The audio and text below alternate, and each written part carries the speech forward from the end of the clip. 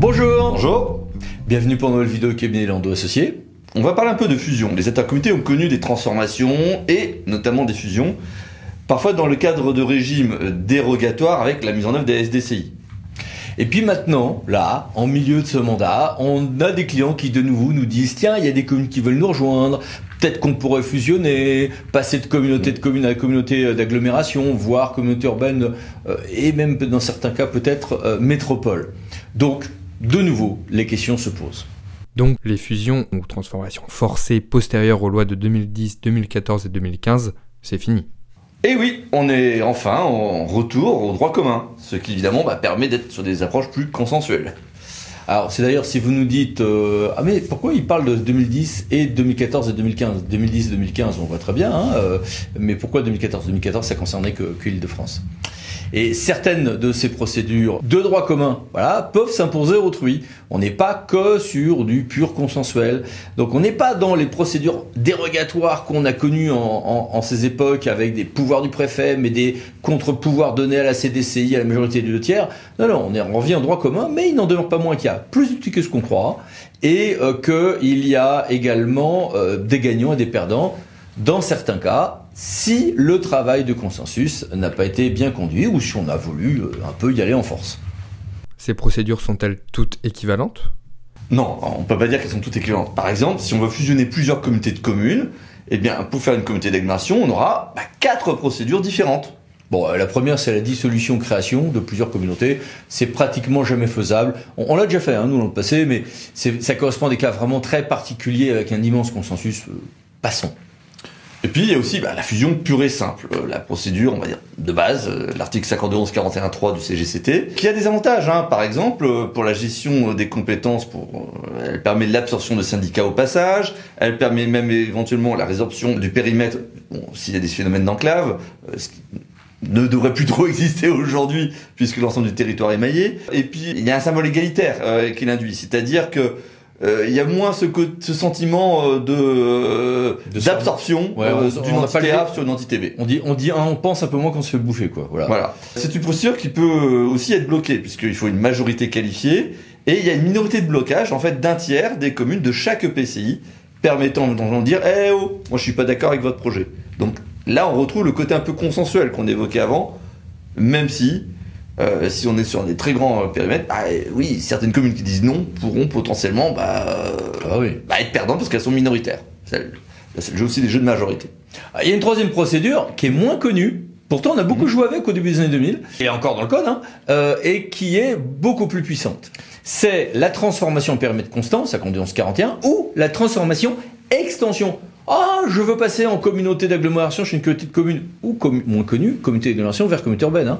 Et je vais, dans un premier temps, étendre mes compétences, oui, bon, très bien, et dans un second temps, étendre mon périmètre au point de manger au passage tout ou partie de territoire adjacent. Alors évidemment, il ne faut pas que il en résulte une communauté à côté qui serait trop petite, pas viable, ou qui serait affectée d'une enclave ou d'une discontinuité territoriale à la suite de cette extension. Il n'en demeure pas moins que c'est puissant, que ça permet, y compris en termes de périmètre, des choses plus cas par cas, et surtout n'a pas la minorité de blocage d'un tiers de la procédure que Yann vient de vous exposer. Et puis parfois, il peut arriver que ça soit financièrement plus avantageux, c'est à apprécier et à calculer au cas par cas. D'ailleurs, il y a des territoires parfois où c'est le petit qui juridiquement absorbe le gros parce que financièrement c'était plus avantageux.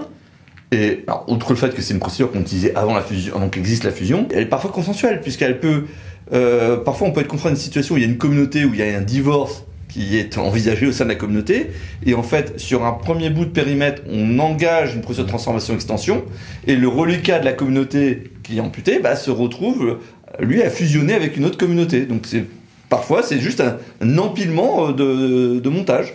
J'ai même connu un territoire où on a fait une transformation-extension avec absorption d'une communauté intégrale d'à côté, mais avec des délibérations acceptant par avance le retrait de cette future grande communauté l'année suivante pour rejoindre une autre communauté à côté. Enfin, il y a beaucoup de choses qui peuvent être bâties sur mesure, qui peuvent sembler d'une complexité excessive, mais non, ça va dépendre au cas par cas. Il y a des cas où, au contraire, ça sera une solution de simplicité. Et puis il y a une quatrième solution. Oui, la procédure de retrait-adhésion. C'est une procédure par laquelle, là, on sort d'une communauté de communes ou d'agglomération et on la combine avec un autre changement de régime juridique pour la communauté qui va s'étendre. Et là, on revient un petit peu sur ce qu'on expliquait juste avant avec les montages complexes d'évolution de périmètre. Alors ça peut être un retrait amiable et adhésion amiable, il faut que les ensembles soient d'un seul contenant et sans enclave à la fin, mais on peut avoir quand même par cette procédure-là des choses un peu plus puissantes, puisque le retrait adhésion n'impose pas d'en passer par l'acceptation de la communauté de départ, on va le rappeler. C'est-à-dire que le préfet souvent va vous demander quand même de tenter la procédure de retrait de droit commun, mais s'il y a un refus, souvent on pourra du coup recourir à ce mécanisme dérogatoire. D'ailleurs, nous on a eu beaucoup de procédures, toi comme moi, où on savait très bien qu'on allait faire cette procédure, mais on fait une demande de retrait, ce qui veut dire qu'il faut changer le calendrier. Il faut se donner au moins 3 mois de plus. On va dire je demande le retrait. La communauté dit non, tu te retires pas, explicitement, implicitement. Comme ça permet au préfet d'arriver un peu comme un faiseur de paix, quelqu'un qui trouve une solution, alors qu'en fait non, on est en train de bouffer de force des communes d'à côté, de la communauté d'à côté. C'était vécu comme ça dès le début. Bon, c'est le jeu. Et puis, il y a une procédure à Eclipse, alors elle est moins connue. C'est pour ça que je dis 4, il y en a même une 5e. Quand vous avez regardé 52-15-40-1 et 52-16-10, c'est un truc qui a été fait en 99. On a dit pendant 3 ans, on a une possibilité de procédure super dérogatoire consistant à bouffer une partie de sa périphérie, de manière aux besoins forcés, c'est très très puissant. Puis après, pendant 12 ans, la procédure n'existe pas. Puis pendant 3 ans, la procédure existe. Puis pendant 12 ans, elle n'existe pas. C'est une procédure à Eclipse, c'est assez rigolo, mais la prochaine fenêtre de tir est dans longtemps. Est-ce que cela permet de ne prendre qu'une partie d'une communauté voisine ? Alors, la fusion ne le permet que difficilement. En substance, on va dire non. Alors que la transformation-extension, comme j'ai dit tout à l'heure, le permet beaucoup plus facilement. Et en aucun cas, il ne doit en résulter qu'une des communautés se retrouve discontinue ou affectée d'une enclave. C'est-à-dire que toutes ces procédures doivent respecter les règles de base de ce qu'est un EPCI à fiscalité propre, c'est-à-dire d'un seul tenant et sans enclave. Là-dessus, il y a plein de jurisprudences, mais on vous les épargne. C'est amusant parfois d'ailleurs. Oui, il y en a qu'on a gagné, il y en a une qu'on a perdue, mais c'est amusant. Mais à chaque fois, on en passe par le bon vouloir du préfet ?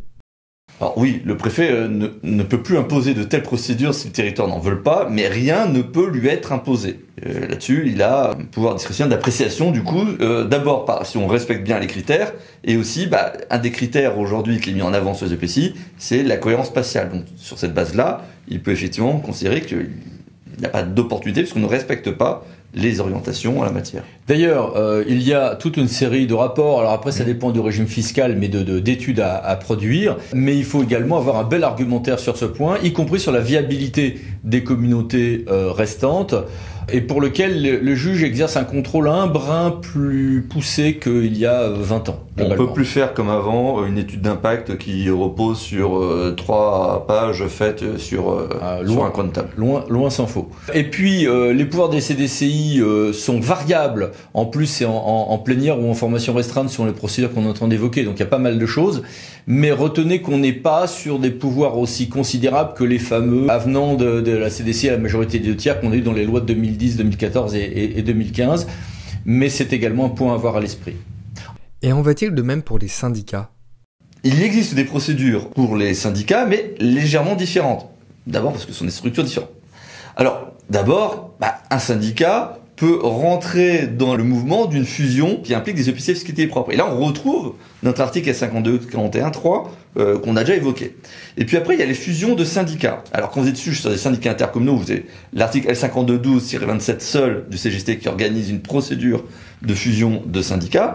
Mais si j'implique dedans également des syndicats mixtes, je devrais le concilier avec également les textes spécifiques des 57-11-2, si ma mémoire est bonne, qui organisent ce rapprochement. Et puis, il y a une autre procédure intéressante, c'est la fusion-absorption. Alors, d'ailleurs, c'est pas libellé comme ça, mais c'est comme ça qu'on l'évoque en pratique.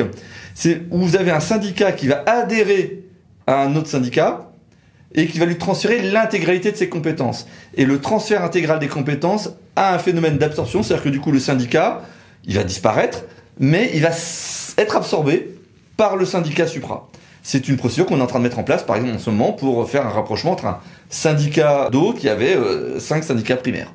Mais il n'y a pas l'équivalent pour les syndicats de la procédure très puissante que j'évoquais tout à l'heure de transformation-extension du 51-41-1 du CGCT. Sauf peut-être Le cas très particulier d'un syndicat qui voulait se transformer en communauté, mais qui aujourd'hui, non, toutes les communautés sont couvertes, donc le texte est toujours là, mais inutile. Oui, c'est vrai. Et c'est tout ? Non, il peut y avoir aussi des cas de transformation à périmètre constant avec ensuite adhésion amiable.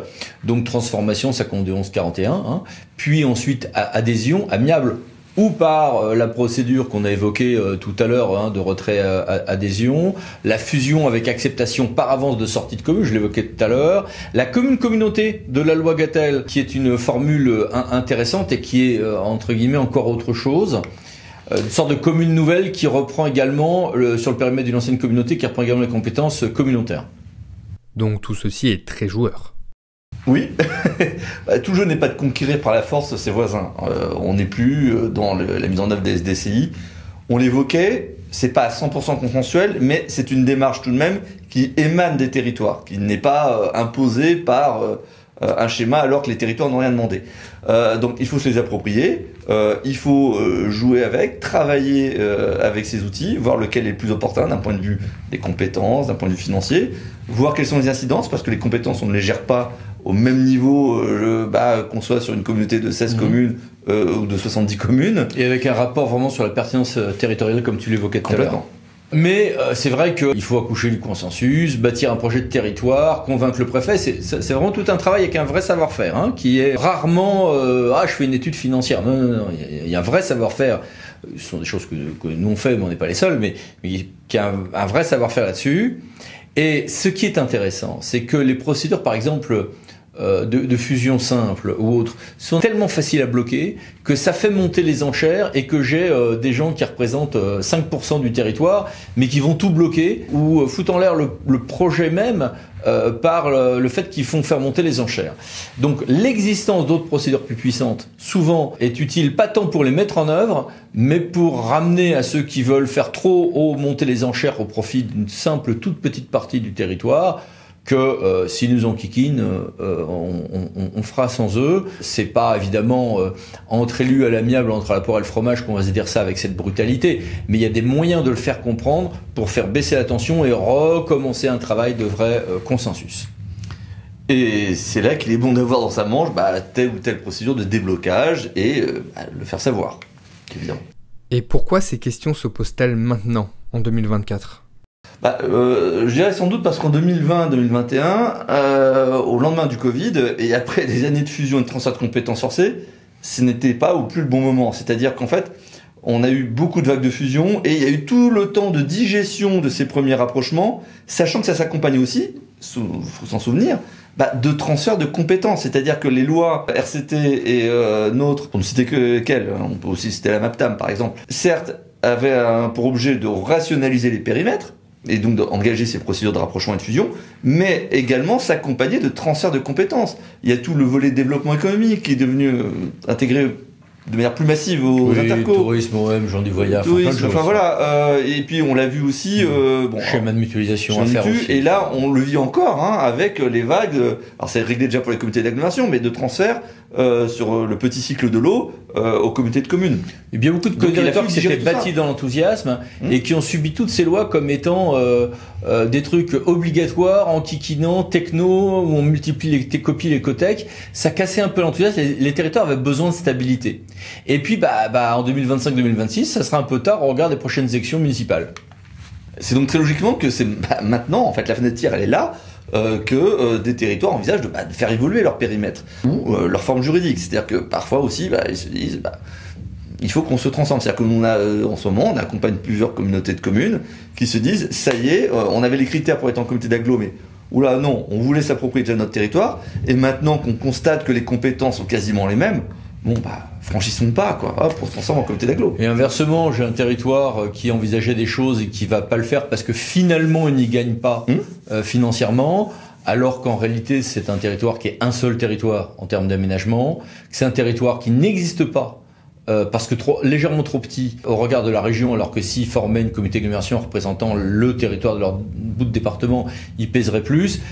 Et l'étroitesse de cette vision financière, si on y perd, je comprends. Mais il faut pas faire ça que pour des raisons d'argent, c'est aussi une question d'existence du territoire et de ce que je veux faire à telle échelle. Ça dépend aussi de la taille des communes, ça dépend de leur nombre, ça dépend du temps qu'on met à aller dans des distances nord, sud, est, ouest du territoire. Il y a beaucoup de paramètres à avoir à l'esprit. Ça doit être quelque chose de stratégique. Là, on a voulu vous montrer que l'on peut jouer, qu'il y a des tas de procédures, qu'elles permettent d'aider à la négociation, y compris par leur puissance même.